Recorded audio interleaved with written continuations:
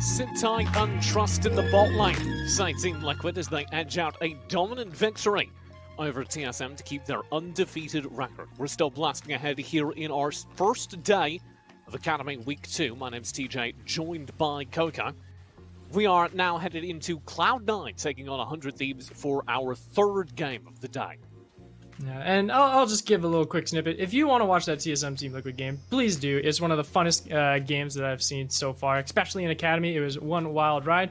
But moving forward into Cloud9 versus 100 Thieves, this is one of the much more interesting games of today because of how diverse both of the teams approach this Academy season. I look across the board of Cloud9 being a team that is piloted more by its players, where 100 Thieves is more focused on making sure that they can create a philosophy and an ecosystem to thrive in, not only for the players themselves, but also for the support staff, with Golden Glue being the new coach. We'll start things off over on the Cloud9 side though, because they have been, I think, one of the major stories of last week. As, sure, they won their first game, taking down TSM with the bot lane, Seraphine, and a lot of focus on possibly the best bot lane in the OPL coming over to Academy. Yep. And then this happened. CLG, perennial last place, took them down, taking C9 Academy out in a pretty solid fashion. It was something for CLG that they were able to find the correct points, mostly in Brandini and RJS's play, that were able to thwart the planning of Cloud9's strategy. It was all about the split pushing, focusing on getting King ahead on this Kai'Sa, and then making it to where all of the attention of the 4-1 split would be diverted away from Darshan to where he could split push. However, the way that Brandini acted with these TPs from Camille, finding those flanking engagements, follow-ups from hooks as well on that Galio, threw that all to the wayside, and Cloud9's decent strategy was just left to burn under CLG. And I think on the opposite side, you have 100 Thieves, who also 1-1 record and also have a lot of expectations on their roster. Yeah. This is the 100 Thieves Academy that has been the focus of so much talk about developing young talent. And they beat CLG, unlike Cloud9. Yeah. And then they played the best team in Academy right now, Immortals. Yeah, and 100 Thieves, they had a little bit of a tough stint going up against Immortals, who was able to exploit the slight miscommunication that they had with some of their macro setups as well. They also are having a little bit of a hiccup with developing a full structure with all 5 members. Of course, you've got the 100 Thieves next squad of Tenacity, Kenvi, and Poom, respectively, who have been working in tandem with each other, but with the substitution of with Andy Bendy as well as Ryoma, who has been making some waves in the middle lane, it's still something where they have some growing pains so far in the early part of this season for Academy to make it into a fully fleshed team with with one true directive for them to push forward to. We were kind of talking, and you said that you think the 100 Thieves core is stronger than the Cloud9 core in theory, on paper. However, you're not sure if they're there yet. Yeah, it's something where they have a higher ceiling, I'd have to say, for 100 Thieves as a whole, where Cloud9, you look at their roster and you're saying, okay, King is the shining star out of all of them, and then if you're going to make another argument, it's going to be either Isles or Surenfire. And those are the players that you keep your eyes on specifically to get out of Cloud9 Academy and then into an LCS spot, because they look ready. It's just of how well they'll be able to mesh into a team, and that's what their test is, to see how well they can create an ideology themselves to show them off as individual players, where 100 Thieves having the higher ceiling means that their team structure and their team ideology has the capability to not just benefit 1 or 2 players, but in the entire composition and roster. I think there's a very fun narrative that we can talk about in the mid lane between these two teams. Yeah. Because Copy was the unexpected star over on C9. We talked a lot about Surenfire, about King and Isles, the Star IPL bot lane coming over, and sure enough, they did show up. But you know what got King and Isles in position to pull out that Seraphine Janna game that everyone freaked out about? It was Zoe in the mid lane from Copy, a player who throughout his career in amateur, playing on the 100 Thieves Next program, so maybe a little bit of revenge to be had there, but throughout that career was seen as kind of too passive. Yeah. A player that didn't take enough risks, that didn't step up when he was needed to carry, and instead was content to play a safe, supportive mid-lane role. And now, since Scouting Grounds, Copy has all of a sudden become a much more aggressive player, very visibly trying to change their playstyle to be more of a carry star in that mid lane. And there's a fun mirror, a fun parallel to what Ryoma's gone through. Mm-hmm. It's interesting for me for Copy because I have some mixed feelings on just how the recent performance has gone for him, where I look at that game against TSM where he was able to find that triple kill and a wonderful weave of a paddle star onto the members of TSM, but you look at how that fight went and it was just straight up TSM disrespecting the Zoe pick. They just did not care for Copy whatsoever because of maybe that performance history that you talked about. He's too passive. They didn't expect him to come in and look for those flanks when he was able to, and with that changeup that he has in the season, going up against 100 Thieves, that's where I'm going to be excited to see if he does fully take on that mantle of being more proactive, looking to be helping out his jungler and his bot lane to get online. Because if he doesn't and he just sort of shrivels back up into that passive style in this game, it could give some really big red flags for progress for the entire Academy roster to push through for Cloud9. And I think it's a good metric because Ryoma has faced some of the same criticism. Yeah. Where Ryoma certainly is a good player, but he hasn't ever been the kind of player that's taken over games. That's why Ryoma is down here still. So I think both these players need the same thing, which is to step up to demonstrate their potential for carry performances, to demonstrate their potential to take over games. And it doesn't have to be in this game in particular, but I would say it does need to be in this season. Yeah, I agree with that. I think with Ryoma still has some time left on his watch to make sure that he can get to a point where he can start to progress. And that's what this 100 Thieves roster is for, to sort of help him get there, find that ideology within himself to either A, do the same thing of what Copy is doing and take that mantle of a different sort of style and play style in that mid lane role, or B, find something where maybe he decides to move on to another position. Maybe like with all the switch ups that we've seen with mids to tops, tops to mids, supports and ADC switching around, he might find something different where he could come around next season and say, you know what, I'm going bot lane this time. I don't think I'm excited for further role swaps in the LCS. Yeah, it's ambitious. Like maybe we could... Look, Coco, I'm not saying you're wrong. In fact, I would go so far as to say it is entirely possible. Yeah. I'm just holding out hope it never happens again. The fact that it is a possibility for Ryoma to switch up roles designation is appealing and a little unwavering for myself. But on the other side of the map, we have to continue to look at those 100 Thieves next prodigies that have moved up into the Academy team. Tenacity, Kenvi, they've had some blips in the system for sure. Tenacity had some awkward trades and one-on-ones in week one, kind of died under a turret by himself during a little bit of a trade, a little miscommunication from there with the Ryoma roam on Twisted Fate. And then Kenvi has sort of been pushed to the wayside for some aggressive jungling, sort of as the rest of the team really gets everything under control in a sense of communication and macro set. Yeah, and I know a lot of people who even watch Academy, which congratulations, I can tell you're invested in League of Legends. But even among those who care enough about League and want to watch League enough to watch Academy, there is still like another step to watching Amateur. So I know a lot of people might not have followed Tenacity and Kenvi's kind of meteoric rise through the Amateur scene, but they were nigh on undefeated for an entire season. And they were basically the reason why. It was Tenacity and Kenvi. Copy was also on that 100 Thieves next team, but he was, as we say, the supportive player. He was sitting tight, not losing lane, whilst Kenvi and Tenacity took over games. Yeah. And a lot of what has looked good for them in the past has simply not shown up once they've been promoted. We don't have a huge data set for Tenacity yet, but he was the most reliable lane win in Amateur. He would consistently find solo kills and a massive CS lead.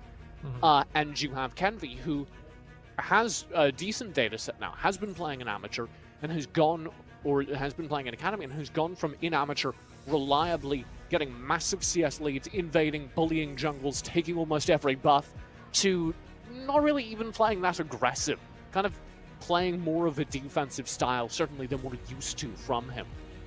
So I guess I'm looking for when Kenvi and Tenacity are going to find their feet in that same way in Amateur. Do you think that's a kind of that's a false hope, or do you think that they can regain that aggression? They can definitely regain the aggression, and this is the game to do so, because if you're trying to look to beat Cloud9, you need to thwart their plan as fast as possible, and Darshan is one of the weakest points for them to do that, because Tenacity, yes, you can be stable, yes, you can be consistent, but if you get Kenvi and Tenacity on that front foot, getting proactive, looking for those shutdown plays early on, and really throwing all of the strategizing that Cloud9 goes into these matches with, that is where the 100 Thieves can really pop off and get a good performance entering into this game.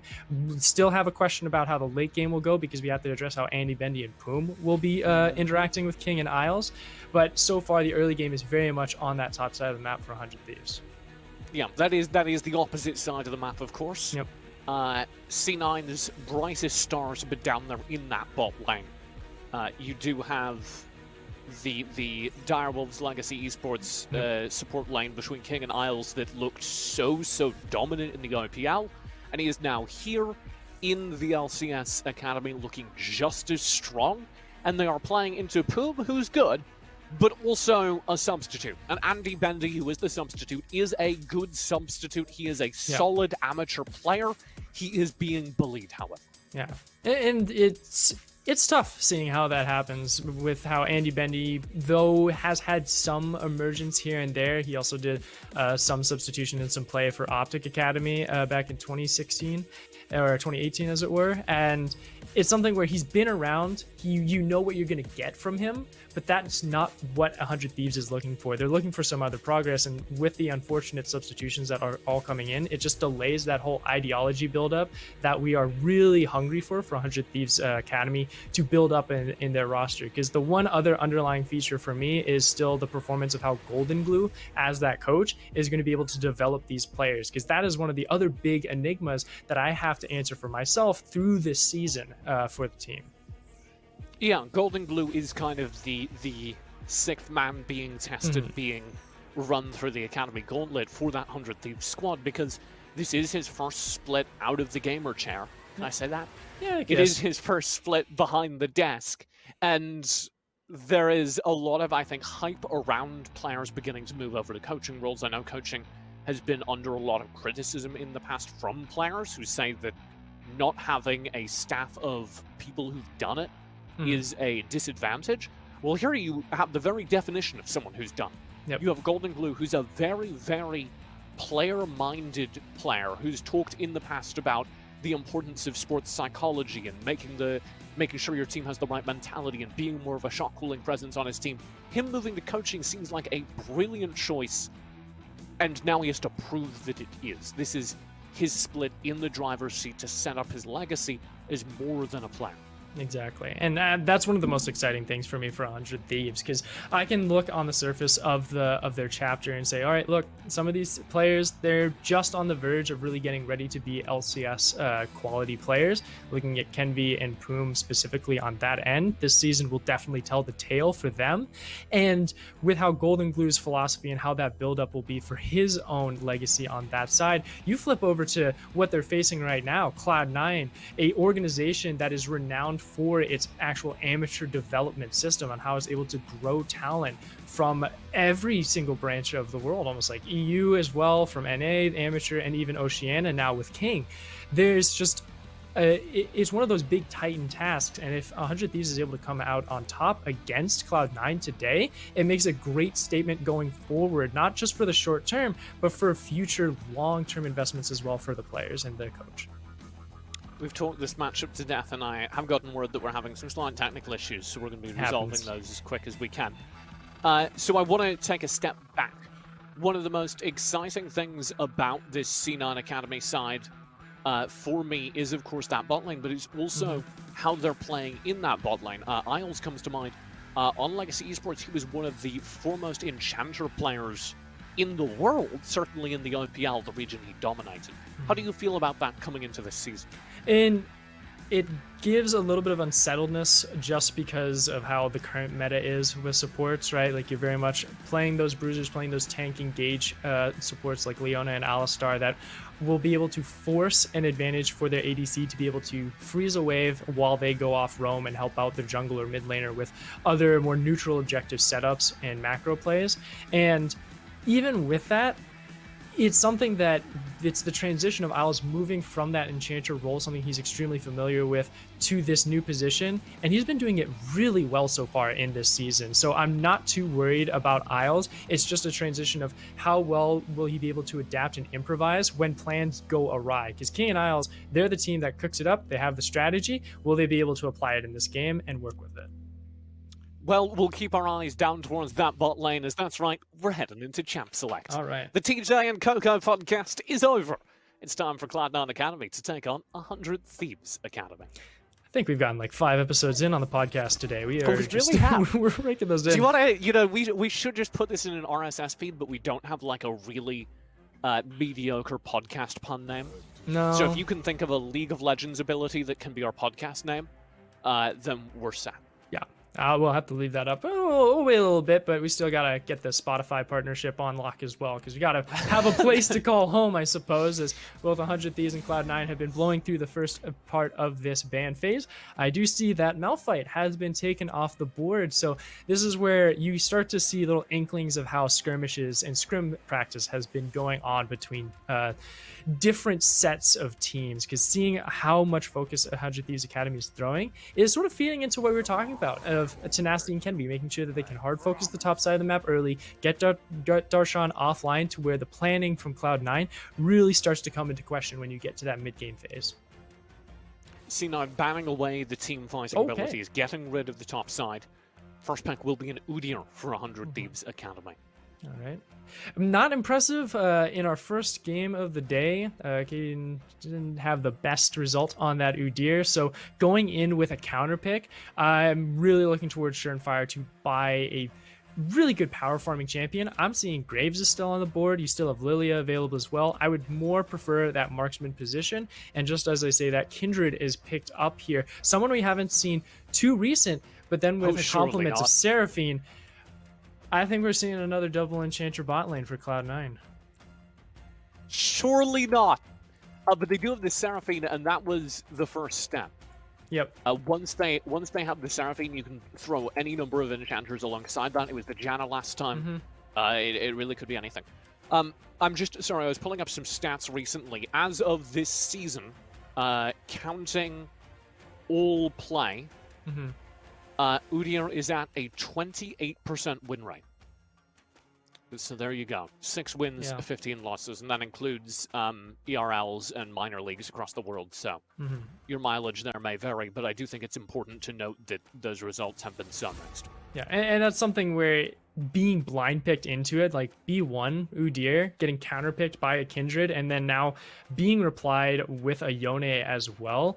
There's so many things that Cloud9 already has cooked up for their composition. They've got their multiple carries already for Surenfire and Copy to pilot. Now all they need is to have either that double enchanter bottom lane to be cleaned out to sort of empower those carries, and then a frontliner to help peel those forward. I'm looking for like a flanker or a sort of hard 4-1 split. Gnar is still available on the board that Darshan could possibly pilot, and this is where 100 Thieves Academy, they already picked up Jace, so you know that's going to be taken by Tenacity with Ryoma running with the Azir. Sorry, I hate to get too far down the rabbit hole, but I have just discovered that no North American Udyr has ever won a game this season. Okay, so we have an NA Jace and an NA Udyr on the same team. No NA Udyr has won a game this season. That may change. Maybe. Tenacity, lock it in the character for Kenby. Kenby, lock it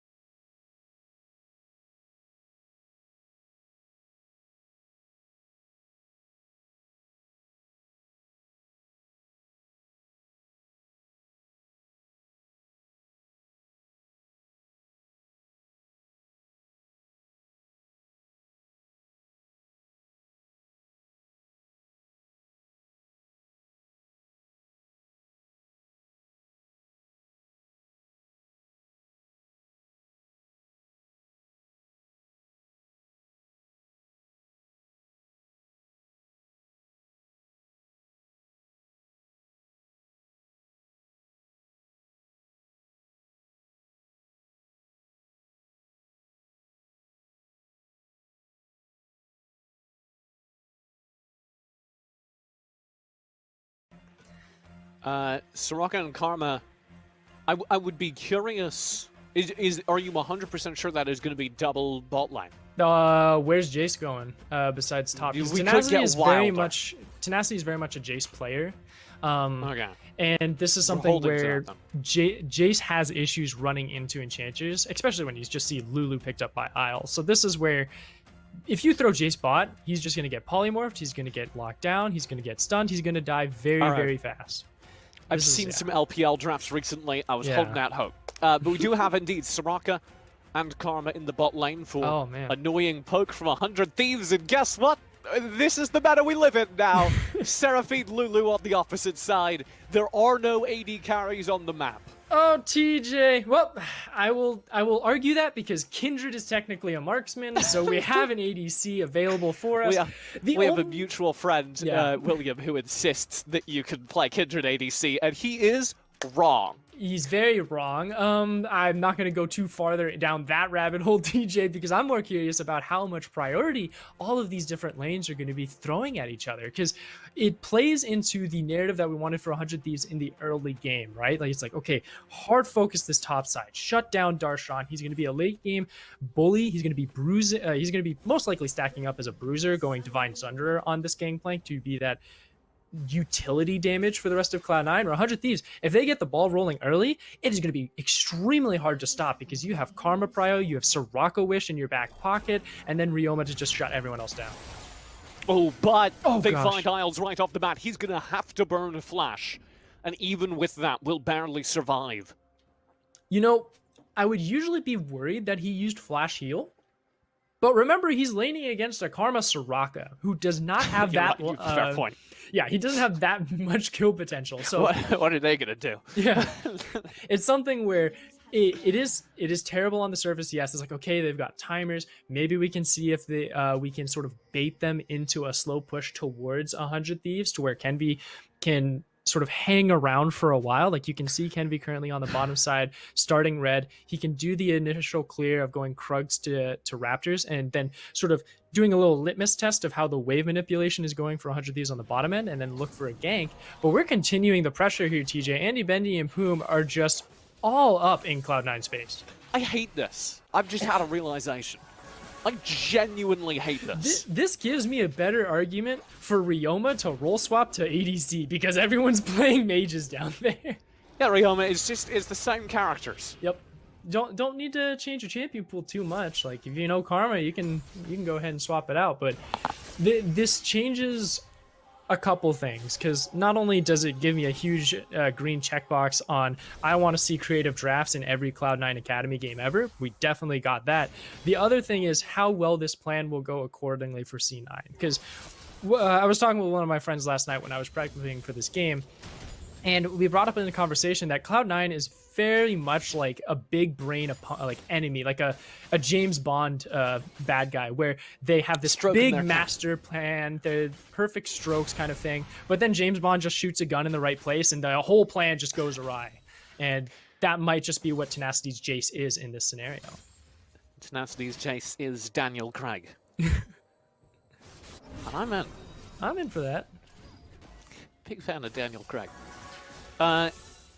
So I'm with you that late game Jace is really scary for this composition. I'd also like to raise that you have Udyr, and I know I overhyped the Udyr last time. I know I checked the stats and Udyr's not doing great globally, but I have seen some really good Udyr from Korea, where he's got a positive win rate, and from Europe. So if we can see a Psyosec Udyr getting really, really aggressive, oh my god, Darshan. Getting really, really aggressive in the mid-game and chasing down a lot of these squishier characters, particularly out of the bot lane, I think that's a really positive win condition for 100 Thieves. A little Surenfire, seeing if he can get some attention here for Darshan. Tenacity may be in trouble. Here's Kenvi behind him. Tenacity will turn, flash in. Surenfire so far forward will get first blood, shut down instantly by Kenvi, and now the chase. Darshan very low, TP in, and I don't think this Azir is going to be able to do anything. But Darshan and Copy will both be blown down to no HP. That means at least one wave will crash. Darshan's going to have to back. And luckily for Cloud9, the members of 100 Thieves are deciding to recall. That replay went away at an interesting point, but we'll see if he becomes okay on the other side of this. But I'm sure it's fine. yeah, but this is a great job from Cloud9, understanding that, hey, Tenacity and Kenvi are going to be trying to focus the top side. We're going to be the ones that pressure the point first, and because of that, we're going to have this advantage on the top side of the map. Copy and Ryoma both teleporting didn't really do too much, so it just sort of puts them back to a neutral stance in the mid lane. It was, in fact, fine. Yeah. No more kill set. But the junglers got the kills. Kenvi and Schernfire were the ones that got it, so this helps ramp up that snowballing potential for both of those players. And it's either going to answer that question that you were wondering, will we get the EU Udyr that is going to be really aggressive and in people's faces with his bear slaps, or are we going to get Schernfire's ADC substitution? King with the emote game on point. That's one thing that NA has over every other region is the emote game. We're very much on the par with King that. is an OPL import, so... This is the adaptation of learning the NA strategies here. Right, we gotta import players and then corrupt them. Yeah. And although I have seen some OPL games, and their emote game is pretty strong. So it is pretty strong. Rest in peace, OPL. We will miss you very much. They got a new league. There's hope. Andy, Bendy, and Poom, I think, are the big question mark for me over on this 100 Thieves side. You have that interesting role in the mid lane from Ryoma. You have Kenvi pressing this advantage, which is really good to see. How do you feel about Soraka carry? It's not going to be a carry. I'm going to have to hold it on pause here because Schernfire's... Ooh, Schernfire has to flash, but Kenvi, haven't you got a little deep? No, he says, walking into the polymorph. Tenacity's here to back him up, I guess. Kenvi into the bush will be fine. Back over to you, Coco. All right, well, we still know that there's no damage on the composition of either of 100 Thieves or Cloud9, so we'll see how that goes with the mythic items, but okay, Kenvi, you're playing a dangerous game here. Kenvi with the smite, back on in. Will land the stun, there's the kill. This is the Kenvi I've been missing. And playing with fire for 100 Thieves. And with it, going 2-0 on this Udyr, Kenvi starting to make a great name for himself, piloting this champion. And so far, all these eyes diverted to the top side, even Isles being brought up to use the heal to help force Schernfire back out under the safety of his turret, extending the fight longer, thinking that they had the damage, but we just told them, TJ, that they do not have damage yet. You have a Gangplank and a Kindred with no items. You cannot fight. I don't know why they're not listening to you, Cole. It's a catch to curse. C9, as you say, don't really have a winning team fight up there, or really down here for a moment, because King's out of mana. Yeah. But I'll go back to your point of what you were discussing with Andy Bendy, because both of these bottom lanes are going to be going the double Moonstone matchup. Like, I could argue Imperial Mandate with Isles, but it's something where with the 11.2 changeup, it's not going to be as effective as what Moonstone plus Staff of Flowing Water is going to be able to do, because you're here to optimize the top side of the map of Schernfire Darshan for Cloud9 and Tenacity and Kenvi for Udyr. So it's just a matter of when those mythic item power spikes come online for those teams, and then if they have the tempo to then push it into a neutral objective advantage. Kenvi, fresh off the back of dominating the top side of the map, will be spot on for the rotate into this Drake. Yep. And there's no concern about it because Schernfire is down 2 deaths, as you say. So, this is going to be the easiest Drake attack in the world for 100 Thieves, and I think we need to start discussing the Udyr as a threat. Kenvi is rolling, as the kids say.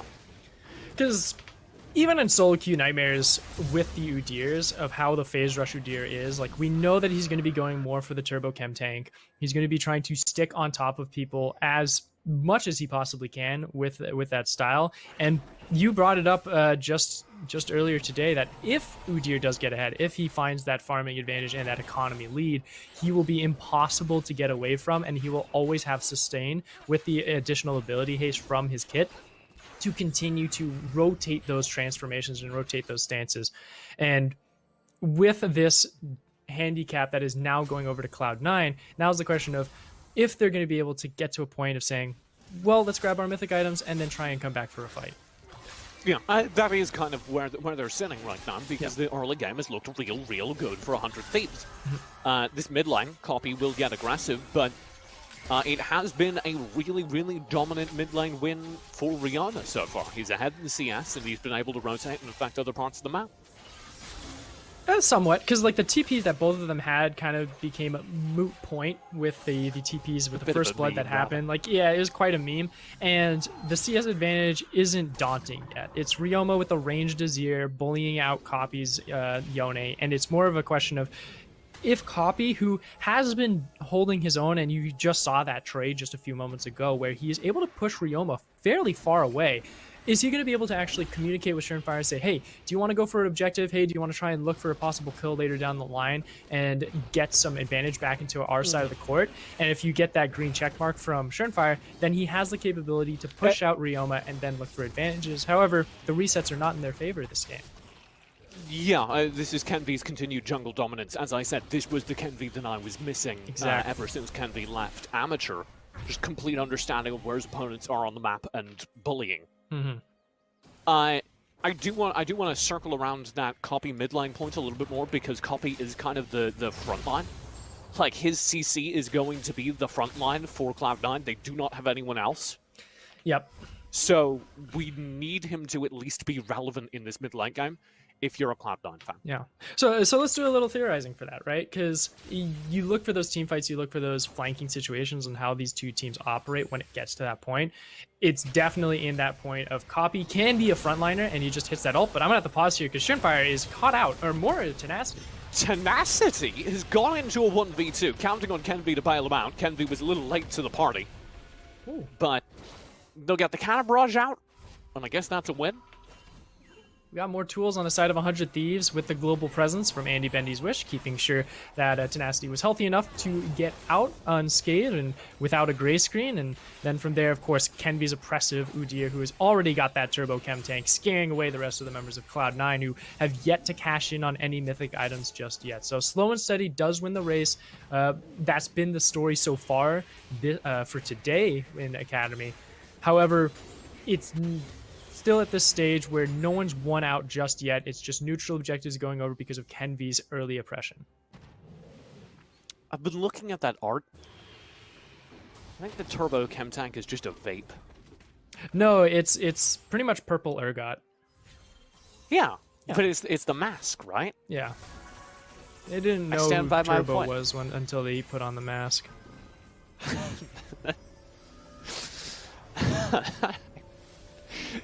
Every now and then, Kirko. 100 Thieves do have a pretty dominant early game on the map, but they're failing to convert that into a dominant gold lead. Their only real advantage in the numbers is that first strike that they did pick up. It's rough, isn't it? Because these early to mid-game transitions where neither team has the capability to push for turret plates without Rift Herald swinging in, which you've got 2 minutes until those turret plates fall away. Ooh, nice cancel by Copy, by the way. Yeah. But this is where I want Kenvy to look topside and say, hey, Tenacity, let's see if we can look for a dive here. Ryoma's TP is up. Let's get a 3-man setup going. I like the push out that Ryoma's doing right now, because then you drop the Rift Herald, you force the engagement. Sure, Surenfire's in the area, but you have enough damage to take out Darshan before he's able to get in for assistance. I like the theory. Yeah. Copy. Size reset. Yeah. Copy will push forward again. This time I believe Ryoma does get the reset off. Watching on the minimap because he's absolutely trying again. And he forces them back to be staggered.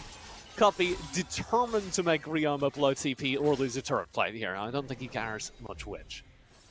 Oh, TP it is.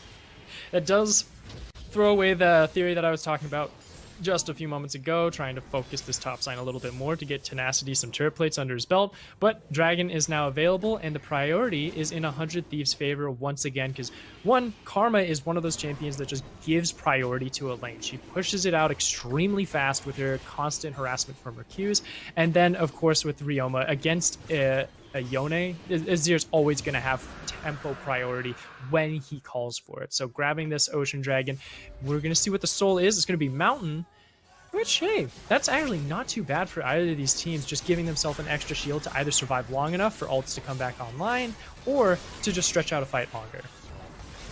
Ryoma will have healing behind him as Copy goes in for a fight in mid. Couple of plates get shaved off, thrown into Ryoma's pocket. Nothing else will come of that mid-lane exchange. Toss away Rift Herald, but still got in before the plates whittled away, and got a good amount of plates as well. You got 4 out of the 5 in that mid lane, and then also checking in on both side lanes. You've got 1-to-1 for top and bot respectively. The only 2 turrets that haven't been touched have been 100 Thieves mid and bottom lane turret, which have not broken a plate just yet.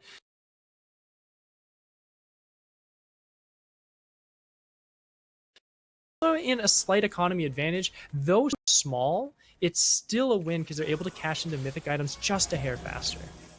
Yeah, I think the economic advantage that matters is twofold, one both ways. King is winning bot lane, and Kenvi is winning jungle. And both those things matter for the team that is in charge and not so much for the team that is behind. Well, and you also have the Eclipse for Tenacity as well. Yeah, but Surenfire will still mostly be able to do the things you want him to do in team fights, even if he's a level or 2 behind come late game. But Kenvi needs to be ahead. Kenvi needs to be leading the fight. And on the opposite side, King needs to be out ahead. King needs to be a threat in these team fights, so it would have been bad if they were behind, but they're not. Andy Bendy is Soraka. I don't think minds being a couple CS behind.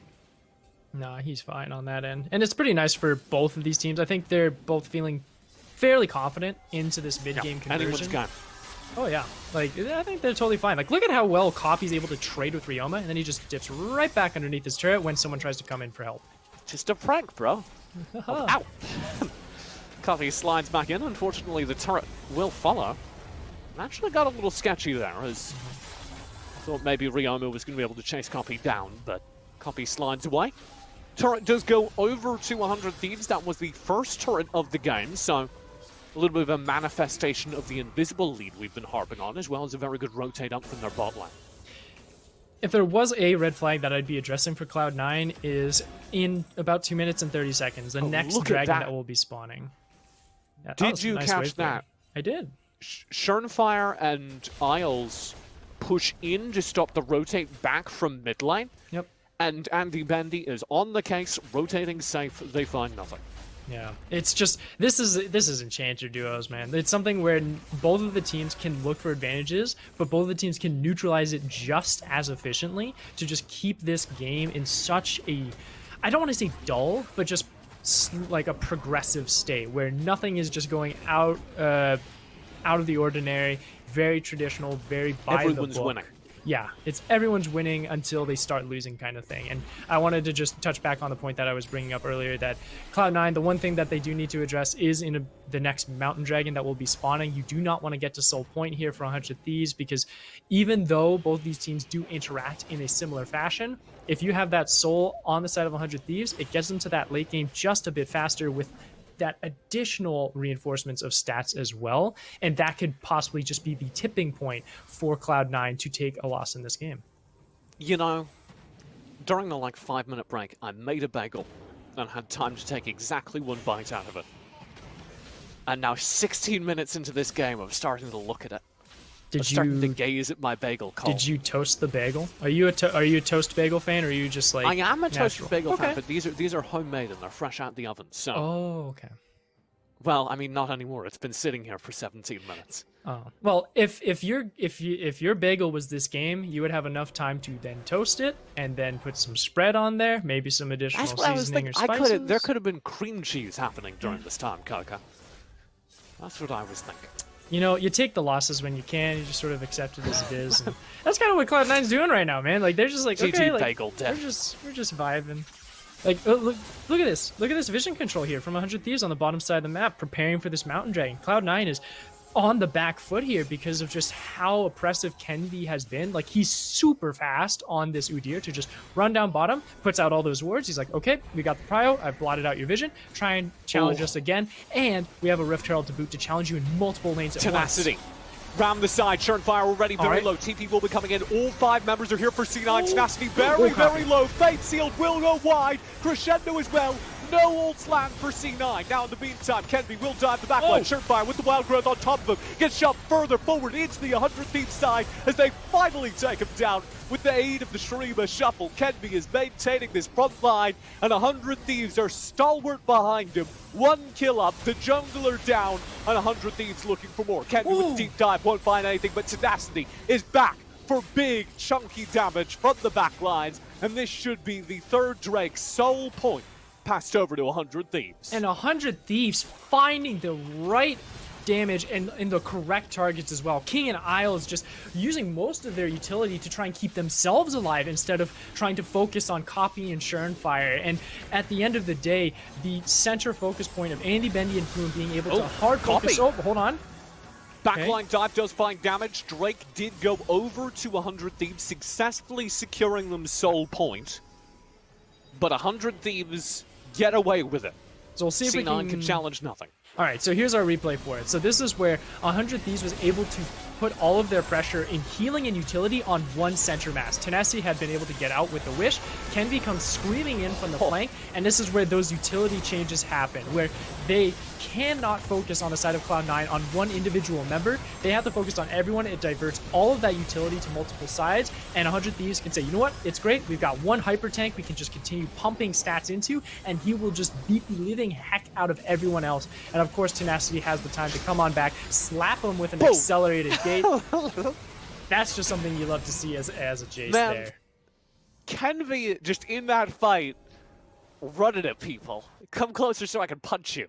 Yeah. And there is just nothing. They're just trying to stop him, and there is nothing they can do that is even phasing him. I was really in awe. It also is worth reiterating. Fate Unsealed missed from Copy. Encore did grab, I believe, exactly one by King. He got the Azir and didn't really have the space to follow up.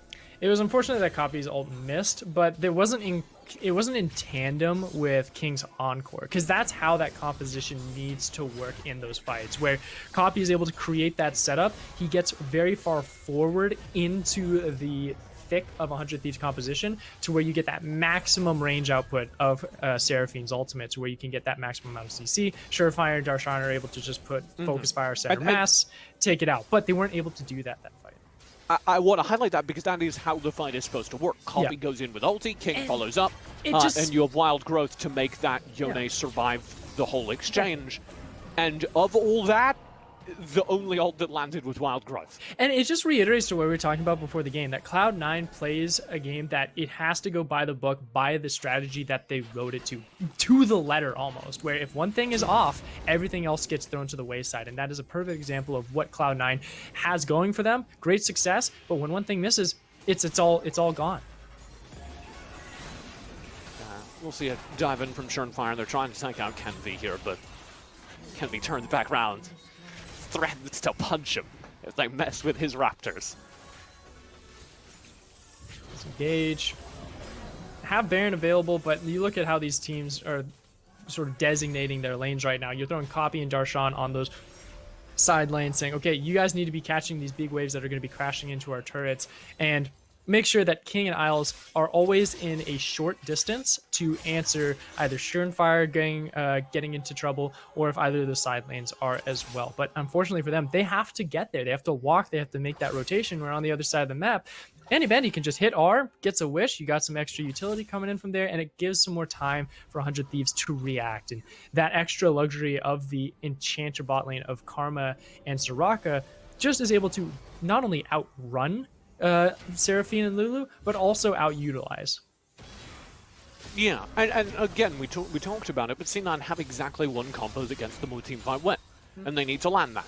I would argue they should be going for the fights now, because the longer they wait here, the more win conditions come online for 100 Thieves. They are a minute 30 away from that Drake Soul, which would be a major win condition, and of course the Baron is already up on the board. So the longer C9 waits to force a fight here, the worse it gets. Question is, how do you get there, right? How do you get to that perfect condition for Cloud9 to execute that strategy? And you look at those objectives, and it's waiting until 100 Thieves is in that center mass for you to deliver it. But Kenvi has other thoughts. Slap on the Fire will kite away. Ooh, full CC. There you Charm go. as well. A huge shutdown. Fate Unsealed follow up. A deep dive from Copy will be denied by Ryoma, but the damage has been done. Kenvi and Andy Bendy both gone. 100 Thieves need to pick up the pieces as C9 turn towards the Baron. And Kenvi immediately tries to look for an overextended fight going towards the turret of Cloud9, gets into a terrible spot where King and Isles can just put everything on top of him and obliterate this tanky member of 100 This is Thieves. so sketchy. This is extremely sketchy here from Cloud9, but they're going to be able to handle it because Kenvi's not up for another 5 seconds. He will not have the legs to sprint all the way up here. He ain't no Rammus with Ghost or anything like that. This is Cloud9's Baron. All they need to do is get out alive. Oh, ho, ho. They do indeed get it. C9 living life dangerously, but do deny any attempt at the steal from Tenacity. This is ambitious. Have the Baron in hand, and now need to turn towards this Soul. They cannot reset. Shurnfire, very low, will survive. Wild Growth keeps Shurnfire alive. They have to stay on the map. Yeah, they have to stay on the map, because if they back, they give up Soul. They're getting priority of Soul, thank goodness for Cloud9 being able to swing back into this advantage. They have to also stall for their tools to be back up. Seraphine's Encore is almost available. Copy has a long way to go, but at least they also have Lamb's Respite, so that is still in their back pocket if anything goes haywire with 100 Thieves looking to pressure them for the advantage. So at this moment, Cloud9, they are in such a weird spot. We've got 10 seconds until Copy gets Fate Unsealed. When that pops on, you can see C9 hit the go button. There it is. Okay, ults are up, C9 can't go at any time. They've successfully stalled through the worst event, and they have enough healing that they can survive this experience. Darshan gets a little kind of weirdly separated there, which is dangerous. Cannon Barrage could be the go button they were waiting for. There it is. Certainly isn't. There it is. Full dive in. Charm Blast! It's huge! C9 get their combo and clean up 100 Thieves. Yet again, the mad science, the dark technology works. And Cloud9 will find their dream team fight. Here's Kenvi, the last player alive, polymorphed, unable to contest the dragon, which will be secured by C9. The first Drake of the game follows the first Baron of the game, which both follow the first successful team fight for C9 of the game. Every stroke, every letter, every step that Cloud9 made was set up for immediate death from 100 Thieves, and they were able to execute it masterfully.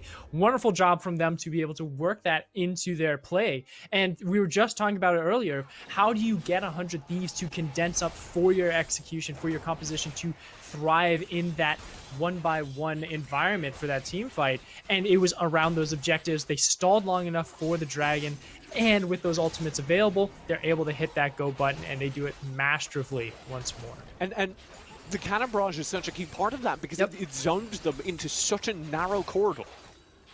It further bunched them up inside the Drake pit. C9 played that so well. Let's see it again. It's waiting for Darshan. Darshan immediately, you can hear him communicating. I've got Barrage. He hits the go button, and there just jumps onto a 4-man Fate Unsealed from Copy with the compliment from King's Encore. Nothing you can do about that. There's no way that you're going to be able to fight back if you're 100 Thieves. And the only man left screaming was Kenvi, who deep dive. Yeah, was tanking. Copy will go in, secure them a turret in the mid lane. C9 rolling in it now. 4K up. They've got massive power spikes as well, with 2 items on every single member here. And just think of how much damage this Gangplank is now going to be able to dish out with not only with the Triforce, but with the Ravenous Hydra as well. Splash damage on every single Cannon Barrage and those barrels on top of it to boot. It is going to be hurting if you're ever put into a tight space with 100 Thieves. I cannot believe that C9 drafted a teamfight that relies on a single combo and then proceeded to execute it flawlessly twice. You know what I'm amazed by? Copy has been in the thick of the fight every single time, and he still has no kills. Oh, I thought that was going to be different. I thought you were going to be talking up Copy, but yeah, you're right. Just a little bit of a fun point on that, because he's one of the crucial points. You're playing on a team with Seraphine. I mean, you know. Yeah, like he's got execute. He is one of the crucial points. Like, Cannon Barrage is the key factor for everyone to get sort of into that congested state, but it's Fate Unsealed that is the next step. It's step 2 where he can get in and get that damage to dish out. And the fact that Copy has been sitting on this 0-0 and 6, Yone, is a little tragic for himself, because we were just talking before about how he needs to be more active, more aggressive, and he's showing that in this game on the Yone pickup. Now, just having nothing to sort of show for it once the game closes. I want to see if he can grab himself a pentakill at the end of it, but it's all a matter of if it's in the Cloud9 strategy book. Yeah, I think we do need to praise Compy, because this composition, as we said, revolves around him being the front line. Yep. So again, we're seeing that continued evolution as he misses an ultimate, and maybe we should stop highlighting. No. Yep. Last wish. Copy very nearly makes it work despite that. Burns the ulti from Soraka, burns the flash from Soraka. Nothing more will happen. Yeah, other thing too, he did go Infinity Edge second, so this is maximum output, huge amount of damage coming in from just those two items themselves, and that's what you're able to see in just that little scrap of him versus the world in the middle lane. And going forward, they have to reset here just because of the tools that are missing. Don't have Fade Sealed online, and you also need to address the sideways as well. Was warded. Kenville just going to the front lines of the TP for the flag behind. Kenville low. Will drop into stasis. Here comes the flag. Instantly eaten up by the Encore. Ryoma can't find the instant damage, but it doesn't matter because the fight is so low. That will be the Shuriba Shuffle just to deny the team fight access. Bunch C9 into a very tight gathering of low HP players, none of which 100 Thieves can kill. None! Copy slips away. Isles slips away. King slips away. None of them have any HP. I'd argue Finally, about King goes down. Oh.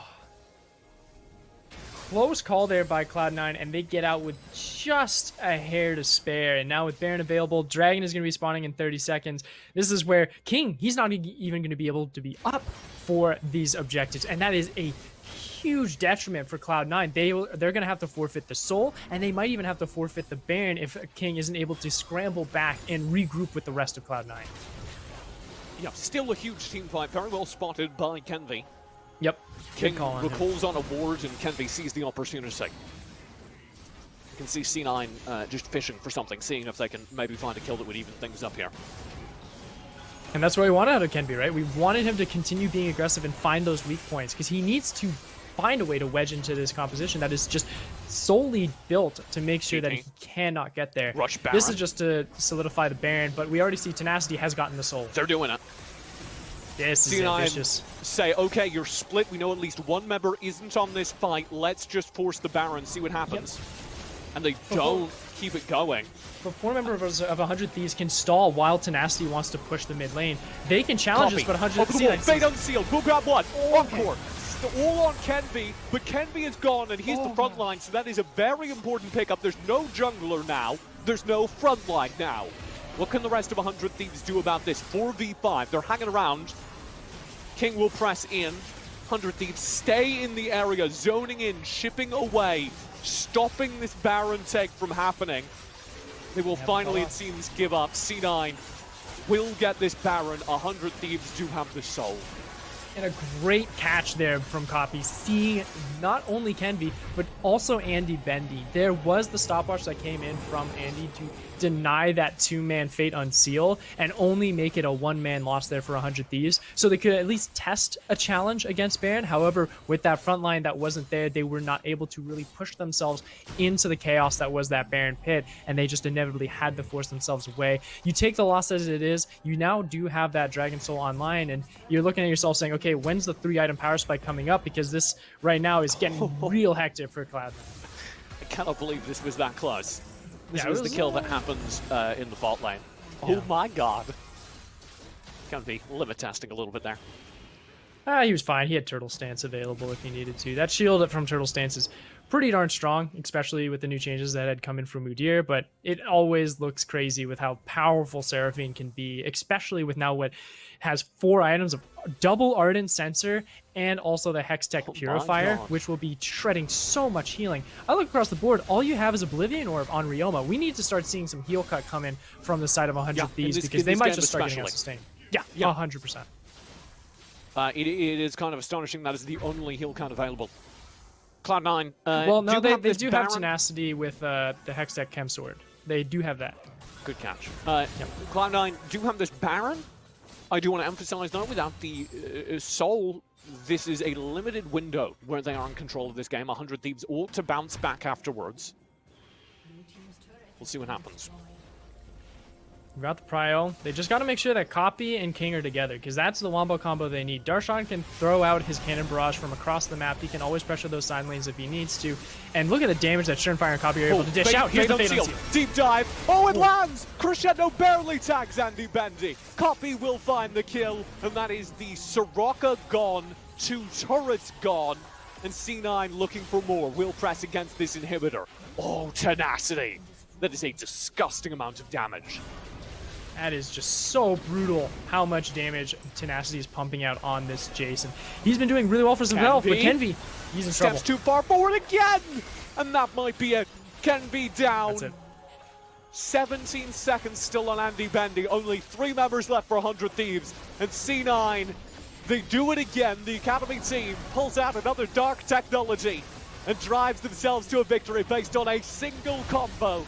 100 Thieves can't make it happen. C9 will pick up their 2nd win as the Academy season continues with more exciting technology being developed. Glad to see that the Academy LCS R&D department is doing really well with their new budget of Cloud9 Academy, with King and Isles dishing out some ridiculous compositions.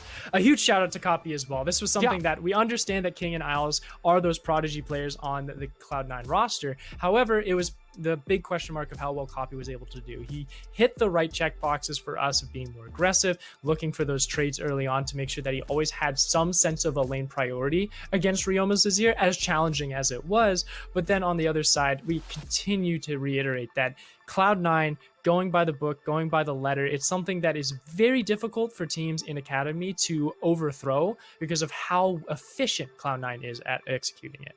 I do want to call out Copy there because that was a Copy composition. Yep. That was a composition that was entirely dependent on Copy being able to be the front line, be the CC engage, be everything basically, and everything followed up afterwards. So it both speaks to Copy's performance in that game that it worked, and also his teammates' trust in him as a 2-week-old team builds itself around its newest member. Yeah, it's crazy to see how close that game actually was for the early stages as well. This is something where even 100 Thieves, a team that sort of decides to fight fire with fire against Cloud9, going double enchanter in the bottom lane. They got Kenvi online fairly early. It's just they never really focused on that strong condition of Tenacity on the top side of the map. I felt like Tenacity was left out of this game almost, where he was Jace, he was doing his thing, but Darshan just got to sit, be passive in his lane, and didn't really need to worry about too much because he got Copy on that go button, piloting the Yone. And unfortunate for 100 Thieves, but Cloud9 popping off with that wombo combo. Speaking of Copy, we do have them on the line for an interview. We're going to go to a lightning fast break. When we come back, we do have the interview with Copy and more LCS Academy still to come. Don't go far.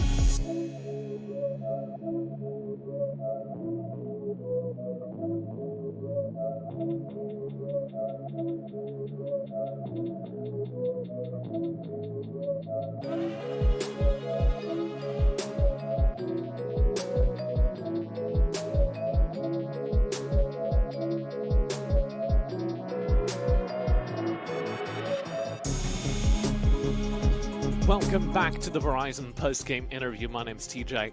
Joined now by Copy. You just had a fantastic game. It was a wonderful series to watch, though I'm sure a little nerve-wracking in person. I'd like to start with the Yone that you were playing in that game.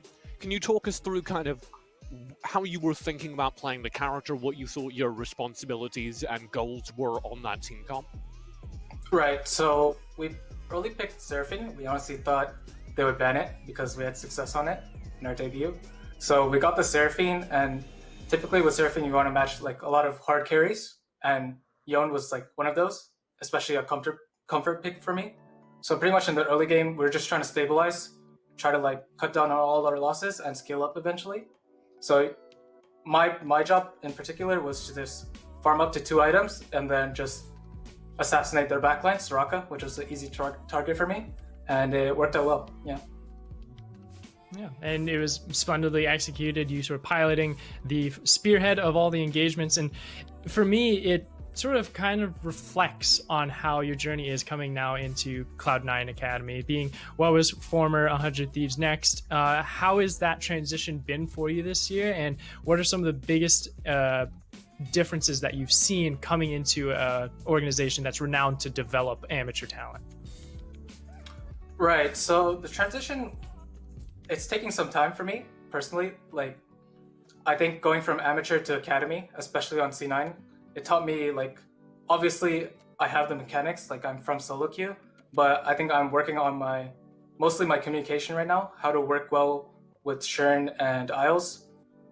We also have like veteran voices like Darshan to help me out. So it's mostly communication that I'm working on. And yeah, we're just getting better as a team day by day. I think we were really impressed by your guys' recovery from the early game that match. It felt like Yeah. Cloud9 were absolutely on the brink. How do you keep yourselves in a game like that? And did you feel like it was quite as far gone as we thought it was? Yeah, this game took out like everything from us. Like, we were so tired. I'm like super exhausted right now. But we've been practicing these comps. Right now, like, it seems like the meta is just going for like these really OP picks, especially with Moonstone, like Seraphine, Lulu, Karma, all these enchanters that can go Moonstone, Staff of Flowing Water. Seems to be really good in the meta right now. So we've been practicing it a lot. It does get scary in the early game. Like, we had to fight Soul around like 20 minutes, so it's like pretty nerve-wracking, but we all pulled through. So I'm happy that we won. I'll let you go since you are exhausted, but before we do, you did just get to play against your old team, at least the core of it. What's it like to be able to beat Kenvi? Does that feel good? It does feel good, yeah. He's been putting a lot of pressure with the Udyr, which honestly caught us off guard, but it's always fun to play against him and Tenacity and Poom. It was good. All right. Good to hear. Wish you the best of luck in this upcoming season. Thank you for joining us. Thanks for having me. That will be the end of our 3rd series. I'm keeping track. Yeah. It's a little hard because we changed things round. Kako, we do still have Immortals versus EG, and then after that, we have the first game on the docket for the day. It was cancelled and then rescheduled due to tech issues. We'll be closing out the day with FlyQuest Academy versus CLG. You won't want to miss either of those games, so stay tuned. We'll be right back after this.